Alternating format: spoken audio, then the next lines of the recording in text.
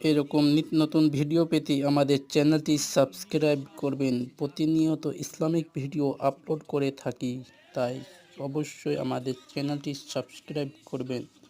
ধৈর্য সহকারে ভিডিওটি দেখুন, দেখে যদি ভালো লাগে তো কমেন্ট করবেন। কেউ সোজা মুখে তাকাবে না, নাকে কাপড় দিয়ে তোমার দিকে তাকাবে।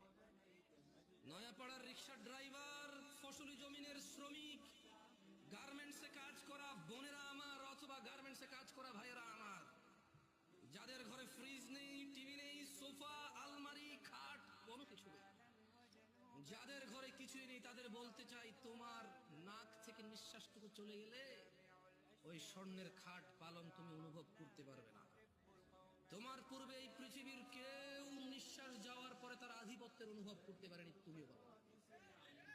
জেনে রাখো নয়াপাড়ার দরিদ্র ও ধনীরা, তোমরা তোমাদের রবের দিকে আসো। যেখানে একজন নবী বলে, ওয়াকালা ইন্নী যাহিবুন ইলা রাব্বি সায়াহদিন, আমি আমার রবের দিকে চললাম, তিনি আমাকে অবশ্যই হিদায়াত দেবেন। তোমরা রবের দিকে যাবে তো ইনশাআল্লাহ। সময় থাকতে ফিরে আসো নয়াপাড়ার মানুষ।